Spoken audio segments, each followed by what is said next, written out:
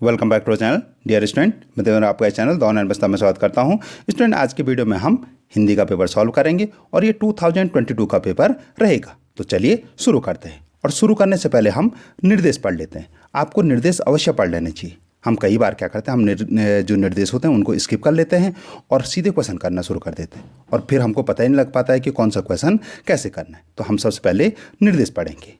तो पहला निर्देश है कि इस प्रश्न पत्र में दो खंड हैं, अ और ब दो खंड हैं। आप ये देख सकते हैं, ये अ खंड है और ब खंड बाद में है। दोनों खंडों में पूछे गए सभी प्रश्नों के उत्तर देना अनिवार्य है। दूसरा निर्देश है कि उत्तर यथासंभव क्रमवार लिखिए। आपको जो भी प्रश्न लिखने हैं, प्रश्नों के उत्तर लिखने हैं, तो वो आपको क्रमवार लिखने, 1 2 3 4 करके ऐसे करके लिखने। यथासंभव क्रमवार लिखिए और प्रश्नों के अंक उनके सम्मुख अंकित हैं। यहाँ पे लिखा है कि यथासंभव क्रमवार लिखिए। ठीक है, यानी अगर आपको सारे प्रश्न आ रहे हैं तो आप क्वेश्चन नंबर 1 लिखिए, फिर 2 लिखिए, फिर 3, फिर 4 ऐसे करके लिखिए। अगर नहीं आ रहा है तो, लेकिन ऐसा भी ज़रूरी नहीं है, आप 1 करें, उसके बाद अगर आपको 2 नहीं आ रहा है तो आप 3 कर सकते हैं। ठीक है, तो चलिए शुरू करते हैं। सबसे पहले हम खंड अ का पहला क्वेश्चन देख लेते हैं कि निम्नलिखित गद्यांश को ध्यानपूर्वक पढ़कर उसके नीचे दिए गए प्रश्नों के उत्तर लिखिए। आपको ये गद्यांश जो दे रखा है ये बहुत ध्यानपूर्वक पढ़ना है। ठीक है, पहले आप यहाँ तक पढ़ेंगे, फिर पूरा गद्यांश पढ़ेंगे आप, कि इसको पूरे ध्यानपूर्वक पढ़ना है, क्योंकि आपको इसके बाद क्वेश्चन दिए हुए होते हैं। तो जैसे ही इसमें लिखा है कि ज्ञान राशि के संचित कोश ही का नाम साहित्य है। आपको ये पूरा पढ़ना। अगर मैं पूरा पढ़ूंगा तो वीडियो काफ़ी लंबा हो जाएगा। ठीक है, तो आप इसको वीडियो को पॉज करेंगे और यहाँ पे तक अच्छे से पढ़ेंगे, इसको ध्यान से पढ़ेंगे, जो इम्पोर्टेंट हैं उनको नोट भी करते रहेंगे। उसके बाद आप वीडियो को यहाँ से लेकर और यहाँ तक पढ़िए। ठीक है, इतना पढ़ने के बाद आप जो क्वेश्चन हैं उनको सॉल्व करेंगे। ठीक है, ये तो भी मैंने उनका आंसर दे रखा है, लेकिन आप फिर भी आप पढ़ेंगे जिससे कि आपकी प्रैक्टिस होती रहेगी। इसमें पहला क्वेश्चन है कि साहित्य किसे कहते हैं। तो अगर आपने ध्यान से पढ़ा है तो आपका आंसर भी यही होगा कि ज्ञान राशि के संचित कोश का नाम ही साहित्य है। ज्ञान राशि के संचित कोश ही का नाम साहित्य है। ठीक है, तो आप इसको नोट भी करते रहेंगे। जैसे मैं क्वेश्चन बता रहा हूँ तो आप वीडियो को पॉज कीजिए और अब जो आपकी पेपर सॉल्व की कॉपी है आप उसमें नोट करते रहें। ठीक है, हम ख वाला देख लेते हैं। कौन सी भाषा भिखारिन के समान समझी जाती है। तो हमारा उत्तर होगा, जिस भाषा का अपना साहित्य नहीं होता है वह भाषा एक भिखारिन की तरह होती है और उस भाषा का कोई सम्मान नहीं होता है। किसी भाषा समृद्धि उसके साहित्य पर निर्भर करती है। यानी कौन सी भाषा कितनी समृद्ध है ये बात उस पर डिपेंड करेगी कि उसका साहित्य कैसा है, उसमें क्या क्या लिखा गया है। ठीक है, तो आपने क और ख प्रश्न समझ लिए हैं। अगर आपने नोट नहीं किए तो वीडियो को पॉज कीजिए और नोट कीजिए। ठीक है, अब हम ख ग देखते हैं। ग वाला प्रश्न देख लेते हैं। संसार में कौन सी जाति असभ्य कहलाती है। तो उस जाति, इसका आंसर है, उत्तर है कि उस जाति विशेष में साहित्य का अभाव, उसकी न्यूनता आपको दिख पड़े तो आप निश्चित समझिए कि वह जाति क्या है, कि वहाँ अपूर्ण या असभ्य है। ठीक है, या वो असभ्य है या कि वहाँ अपूर्ण सभ्य है वो। ठीक है, यह तो पूर्ण रूप से असभ्य है, ये तो अभी थोड़ा बहुत सभ्य है। ठीक है, तो यानी उसके साहित्य पे ही निर्भर करेगा कि कौन सी जाति कितनी सभ्य है या कितनी असभ्य है। ठीक है, चलिए घ वाला देखते हैं। साहित्य के रसास्वादन से मस्तिष्क को वंचित करने के क्या परिणाम होंगे। यानी अगर हम साहित्य नहीं पढ़ते हैं तो उससे मस्तिष्क पे क्या असर पड़ेगा। ठीक है, तो हमारा उत्तर है कि साहित्य के रसास्वादन से मस्तिष्क को वंचित रखने से यह अंदेशा होता है कि मस्तिष्क धीरे धीरे निष्क्रिय होकर अनुपयोगी हो जाएगा। यानी जैसे शरीर के लिए भोजन की आवश्यकता होती है, वैसे मस्तिष्क के लिए क्या होती है, साहित्य की आवश्यकता होती है।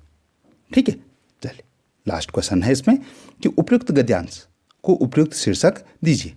यानी उपयुक्त गद्यांश को उपयुक्त शीर्षक देना, यानी आप इस गद्यांश को क्या शीर्षक देंगे जो आपने पढ़ा। तो हम इसको शीर्षक दे सकते हैं साहित्य की महत्ता।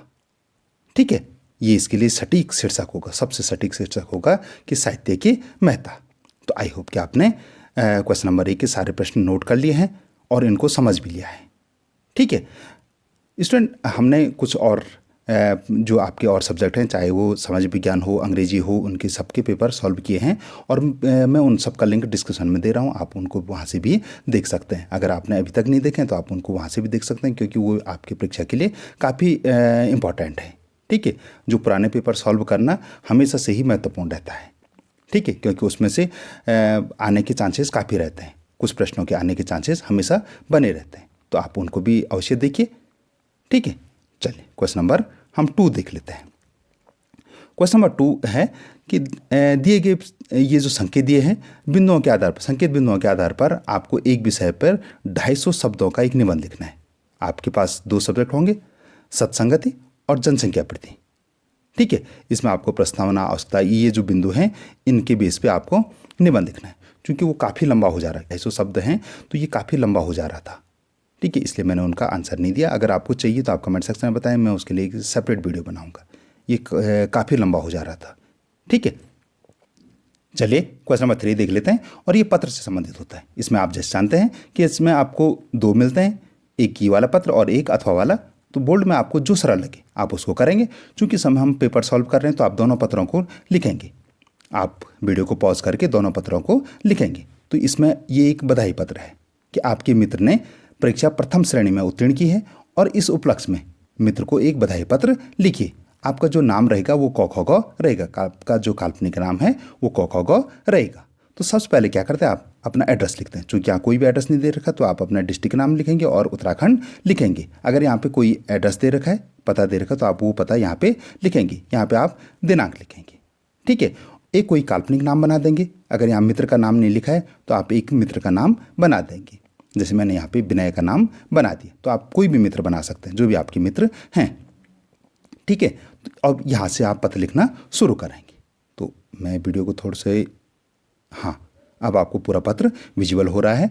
तो यहाँ पे से देखेंगे हम कि प्रिय मित्र विनय, यहाँ पे से पत्र को शुरू करेंगे कि कल के समाचार पत्र में मैंने तुम्हारी शानदार सफलता के बारे में पढ़ा।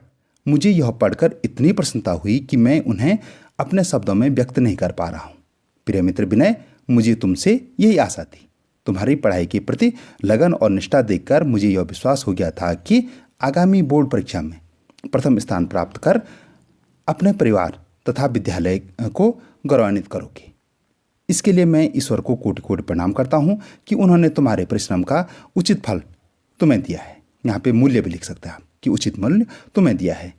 तुम्हारी इस शानदार सफलता पर मेरी और मेरे पूरे परिवार की ओर से तुम्हें हार्दिक बधाई। मैं ईश्वर से कामना करता हूँ कि आप इसी प्रकार सदैव उन्नति के पथ पर अग्रसर हों। आगामी परीक्षाओं में भी आपके परिणाम शानदार रहे, इसके लिए शुभकामनाएं। और यहाँ पे इतना लिखने के बाद आप यहाँ से और यहाँ तक नोट कर लेंगे। ठीक है, वीडियो को पॉज करिए और पूरे यहाँ से यहाँ तक आप नोट कर लीजिए और लास्ट में आप अपना नाम लिख लेते हैं। चूँकि आपका नाम क्या है, काल्पनिक है। ठीक है, तो यहाँ पे आप लिखेंगे तुम्हारा मित्र और क ख ग। ठीक है, उसके बाद आप अथवा वाला देख लेंगे। ठीक है, इसमें आपको अथवा भी मिलता है। दूसरा ये है कि अपने क्षेत्र में किसी समाचार पत्र के संपादक को अपने क्षेत्र में शुद्ध जल की आपूर्ति हेतु एक पत्र लिखिए। यानी आपके जो क्षेत्र में है वहाँ शुद्ध पेयजल उपलब्ध नहीं हो पा रहा है, तो जो आपका क्षेत्र है वहाँ पे जो समाचार पत्र है उसके संपादक को आपको पत्र लिखना है। ठीक है, कि आपके यहाँ जो शुद्ध पेयजल की आपूर्ति हेतु। ठीक है, तो यहाँ पे आपका जो नाम रहेगा फिर से काल्पनिक रहेगा, क ख ग। ठीक, तो यहाँ पे ये नहीं लिखना आपको शुद्ध पेयजल आपूर्ति हेतु पत्र, या लिख भी दें तो चलेगा। यहाँ पे आप जो भी आपके यहाँ समाचार पत्र है कि जैसे यहाँ पे संपादक महोदय अमर उजाला उत्तराखंड देहरादून।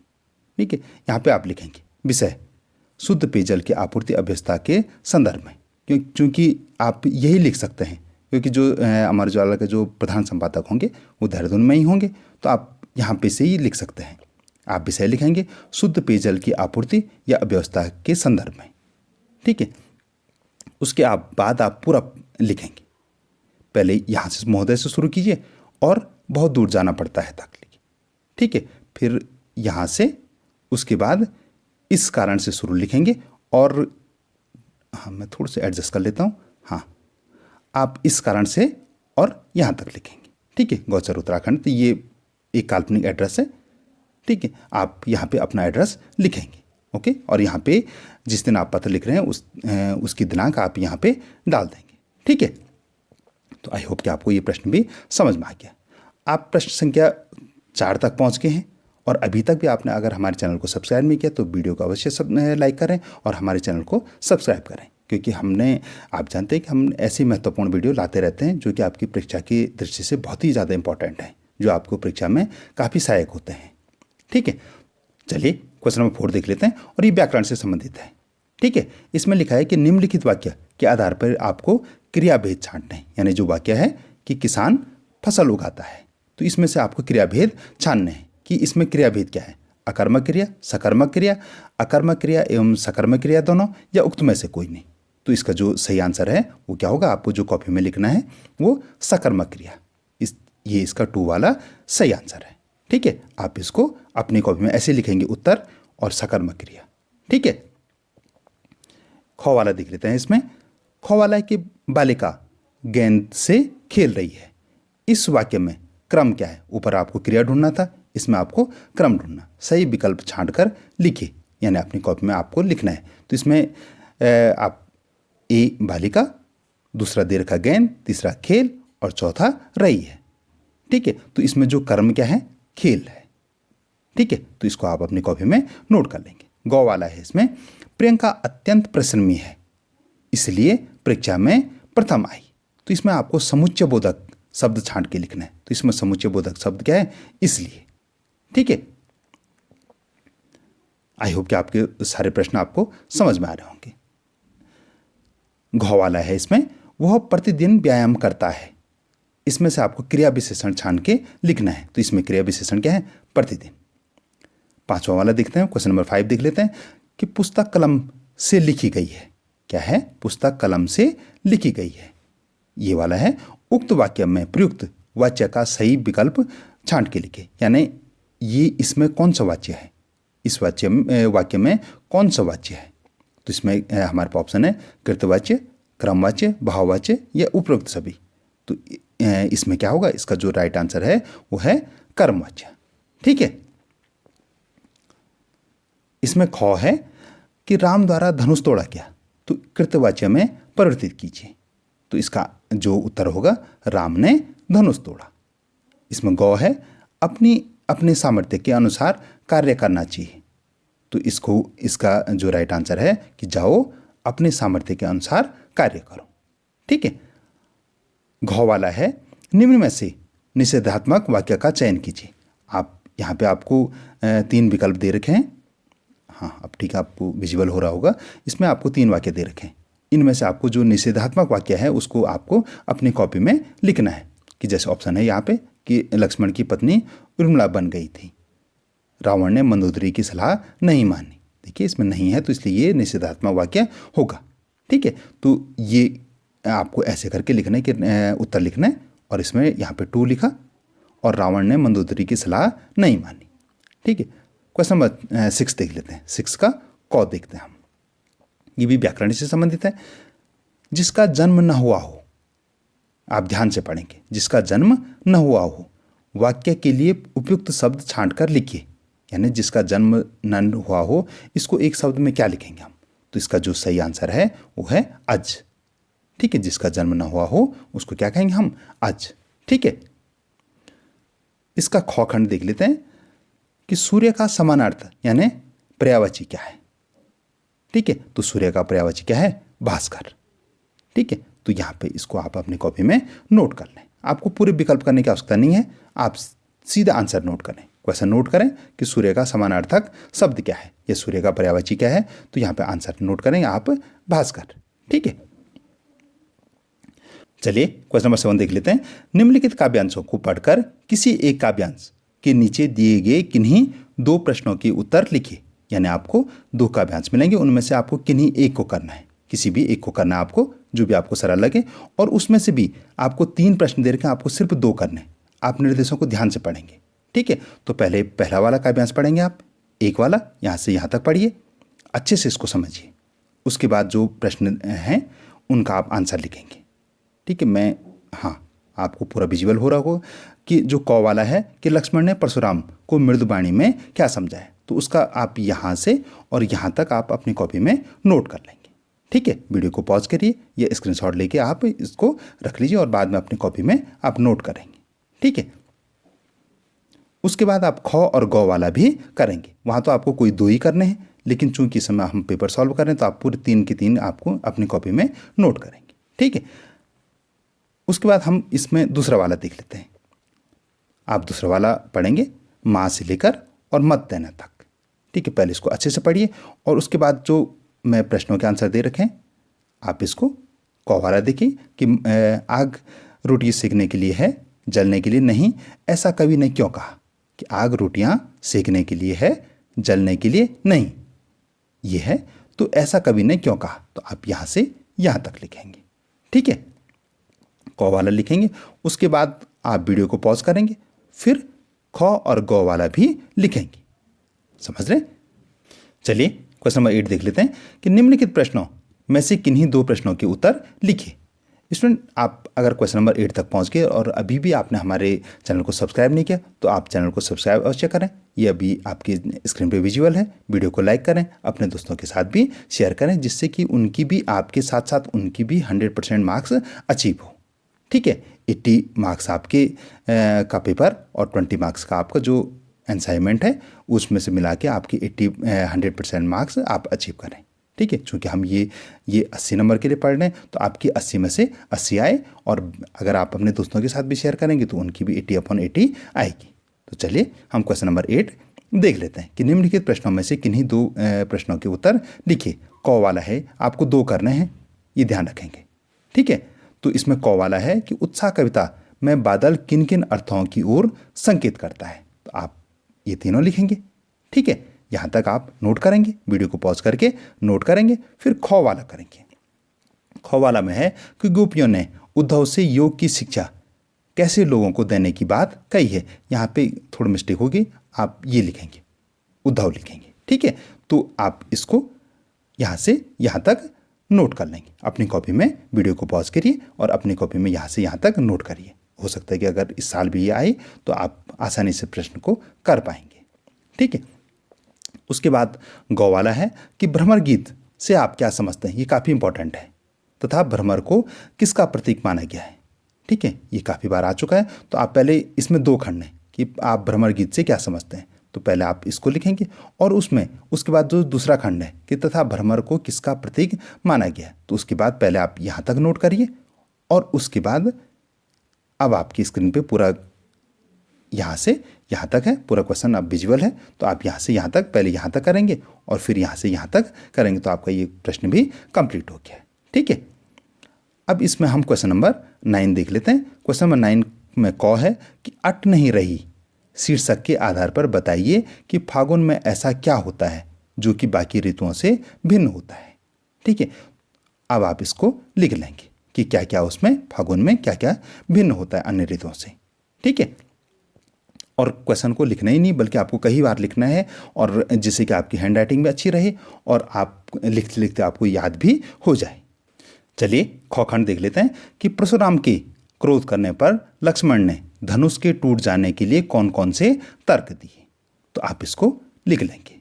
ये एक सटीक आंसर है, आप इसको लिख लेंगे। ठीक है, अपनी कॉपी में लिखेंगे और इस प्रश्न को याद भी कर लेंगे आप।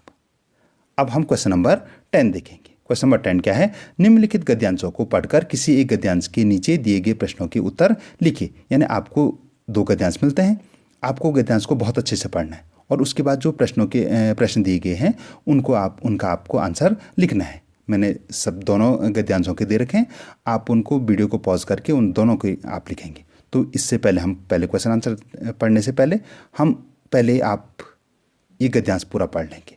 फादर वुल्के से लेकर और जीवन की नई राह तक पढ़ लेंगे। ठीक है, उसके बाद जो ये क वाला क्वेश्चन है कि फादर वुल्के की चिंता क्या थी और क्यों, आप इसका आंसर आपने चूंकि बहुत अच्छे से पढ़ लिया तो आप इसका आंसर नोट कर लेंगे।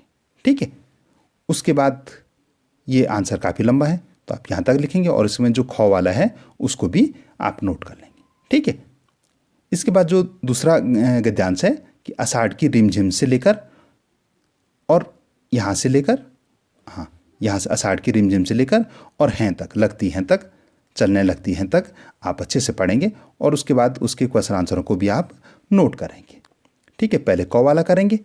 ठीक है, कि आषाढ़ की रिमझिम का जनजीवन पर पड़ने वाले प्रभाव का चित्रण कीजिए। तो पहले आप क वाला करेंगे और उसके बाद आप इस क्वेश्चन को पूरा करने के बाद आप इसमें ख वाला भी करेंगे कि बाल गोविंद भगत की मधुर संगीत की विशेषताएं बताइए। तो आप इसको भी लिखेंगे।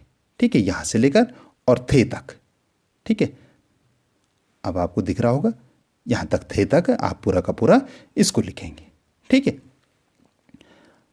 चलिए क्वेश्चन नंबर 11 देख लेते हैं कि निम्नलिखित प्रश्नों में से किन्हीं 2 प्रश्नों के उत्तर लिखिए। आपको जब बोर्ड में आप बैठेंगे तो आपको सिर्फ 2 करने हैं, क्योंकि समय हम पेपर सॉल्व कर रहे हैं तो आप सारे प्रश्नों के उत्तर लिखेंगे। ठीक है, हम क वाला देख लेते हैं कि सेनानी न होते हुए भी चश्मे वाले को लोग कैप्टन क्यों कहते थे। इसका आंसर है कि सेनानी न होते हुए भी चश्मे वाले को लोग कैप्टन इसलिए कहते थे क्योंकि उसके अंदर देशभक्ति की भावना कूट कूट कर भरी हुई थी। वह स्वतंत्रता आंदोलन में भाग लेने वाले सेनानियों का भरपूर सम्मान करता था, तो इसलिए इसका उसको कैप्टन कहते थे। तो ये इसका राइट आंसर हो गया। ठीक है, इसमें ख वाला देखिए कि फादर रूल के भारतीय संस्कृति के अभिन्न अंग हैं, किस आधार पर ऐसा कहा गया है। तो आप मैं इसको एडजस्ट कर लेता हूँ, फिर आप इसको लिखेंगे। ठीक है, तो पहले आप यहाँ से यहाँ तक इसको नोट करिए और फिर आप इसको यहाँ तक नोट करिए, तब इसका आंसर कंप्लीट हो जाएगा। गौ वाला है कि पठित पाठ के आधार पर बताइए कि बाल गोविंद भगत सामाजिक मान्यताओं को नहीं मानते थे। ठीक है, तो पहले आप इस क्वेश्चन को लिखिए और फिर आप इसके आंसर को भी लिखिए, यहाँ से यहाँ तक लिखेंगे। ठीक है, तो आपका ये क्वेश्चन भी कंप्लीट हो गया। अब हम करेंगे क्वेश्चन नंबर 12। चलिए क्वेश्चन नंबर 12 देख लेते हैं कि हालदार साहब हमेशा चौराहे पर रुकते और नेताजी को निहारते क्यों। नेताजी का चश्मा कहानी के आधार पर स्पष्ट कीजिए। तो आप इसको यहाँ से यहाँ तक लिखेंगे। ठीक है, उसके बाद ख वाला देखेंगे कि बाल गोविंद भगत की दिनचर्या लोगों के अचरज का कारण क्यों थी। तो आप इसको भी यहाँ से और यहाँ तक लिखेंगे। तो आपका ये दोनों क्वेश्चन क और ख खंड कंप्लीट हो गए। ठीक है, क्वेश्चन नंबर क 12 का क और 12 का ख आपका हो गया। ठीक है, चलिए क्वेश्चन नंबर 13 देख लेते हैं कि निम्नलिखित प्रश्नों में से किन्हीं 3 प्रश्नों के उत्तर लिखिए। क वाला है कि माता का अंचल पाठ के आधार पर संतान के प्रति माँ की ममता और पिता के दुलार का चित्रण अपने शब्दों में कीजिए। ठीक है, तो मैं इसको एडजस्ट कर लेता हूँ, फिर आप आराम से लिख सकते हैं इसको। अब आपको पूरा विजिबल हो रहा है, आप यहाँ से और यहाँ तक लिखें। ठीक है, अपनी कॉपी में लिखें, 1-2 बार आप पढ़ेंगे तो आपको आसानी से ये याद हो जाएगा। ठीक है, फिर इसको करने के बाद आप ख वाला कि जॉर्ज पंचम की नाक कहानी के आधार पर सरकारी तंत्र की मानसिकता का वर्णन कीजिए। आप इसको भी यहाँ से और यहाँ तक पूरा नोट करेंगे। ठीक है, उसके बाद गौ वाला कि गंतोक को मेहनतकश बादशाहों का शहर क्यों कहा गया है, स्पष्ट कीजिए। तो पहले आप इसको यहाँ से यहाँ तक लिखिए और फिर इसका जो छोटा हुआ लाइन है यहाँ तक करेंगे। तो आपका ये प्रश्न भी कंप्लीट हो गया। घ वाला इसमें साना साना हाथ जोड़ी कहानी के आधार पर बताइए कि प्रकृति ने जल संचय की व्यवस्था किस प्रकार की है। तो इसको भी आप यहाँ से और यहाँ तक लिखेंगे। ठीक है, तो ये 4 हैं, आपको सिर्फ 3 करने हैं। ठीक है, लेकिन आप इस समय नोट कर रहे हैं तो आप पूरे के पूरे 4 करेंगे। वीडियो को पॉज करके या आप स्क्रीनशॉट करके लिखिए। ठीक है, तो ये आपका खंड क पूरा हो गया। अब यहाँ से आप खंड ख देखेंगे हम। ठीक, चलिए खंड ख देख लेते हैं। आई होप कि आपको खंड क के सारे प्रश्न आपको समझ में आ गए होंगे। अब हम खंड ख देखेंगे। इसमें भी आपको एक गद्यांश मिलता है और उसमें से आपको 3 प्रश्न करने होते हैं। ठीक है, 3 प्रश्नों के उत्तर आपको देने होते हैं। ठीक है, तो पहले मैं आपको गद्यांश दिखा देता हूँ। आप इस गद्यांश को यहाँ से यहाँ तक पढ़ेंगे। ठीक है, उसके बाद जो क्वेश्चन आंसर हैं इसमें क ख ग घ आप इनको 4 को ही नोट करें, क्योंकि वहाँ आपको बोर्ड में आपको 3 ही करने हैं, लेकिन यहाँ आप कॉपी में आप पूरी 4 के 4 आप नोट करेंगे। यहाँ से लेकर और यहाँ तक आप नोट करेंगे। ठीक है, वीडियो को पॉज कीजिए और क्वेश्चनों के आंसर लिखिए। चलिए क्वेश्चन नंबर 15 देख लेते हैं और ये पद्य से संबंधित है। पहला वाला गद्य था तो ये पद्य से संबंधित है और इसको आपको पढ़ना है और इसमें से सिर्फ 2 क्वेश्चनों का आंसर देना है। आपको सिर्फ 2 प्रश्नों के ही आपको उत्तर देने हैं। हालांकि यहाँ 3 के दे रखे हैं मैंने, आप कॉपी में तो 3 नोट करेंगे, लेकिन बोर्ड परीक्षा में आप सिर्फ 2 ही का आंसर आप देंगे। ठीक है, तो यहाँ पे आपके स्क्रीन पे 3 प्रश्न विजिबल हैं।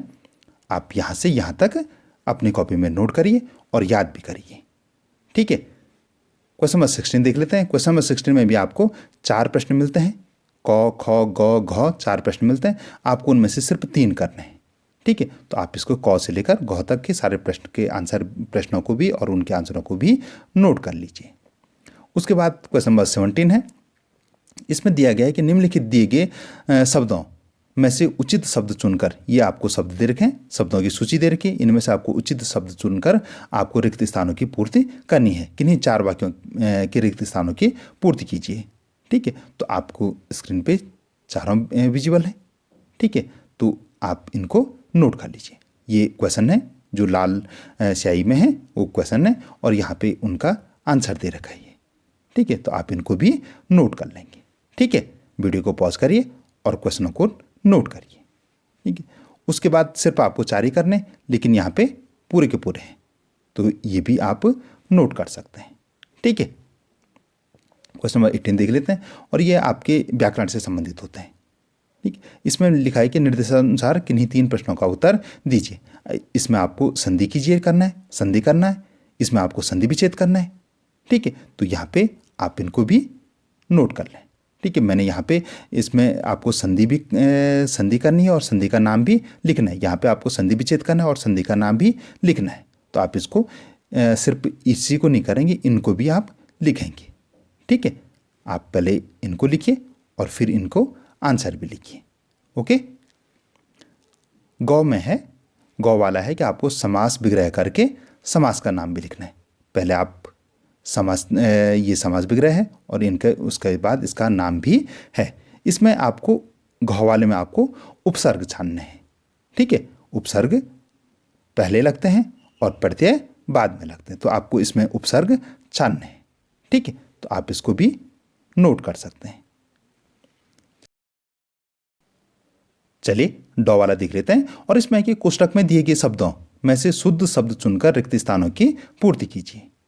ठीक है, तो यहाँ पे आपको यहाँ पे भरना है, यहाँ पे 2 दे रखें, आपको जो सही वाला है वो भरना है। ठीक है, तो यहाँ पे हमने ये आपको दे रखें, आप इनको भी अपनी कॉपी में नोट कर लेंगे।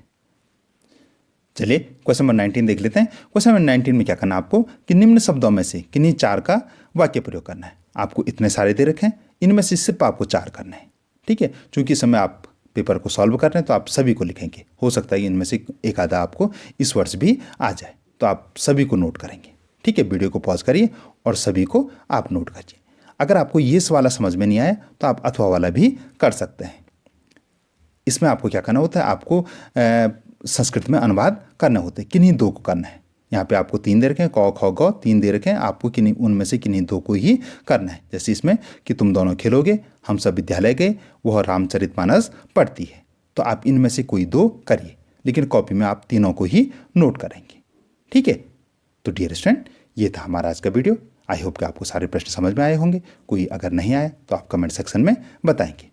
आप लास्ट तक पहुंच गए हैं और आपने अभी तक भी अगर हमारे चैनल को सब्सक्राइब नहीं किया तो चैनल को सब्सक्राइब करें, वीडियो को लाइक करें, अपने दोस्तों के साथ भी शेयर करें। धन्यवाद।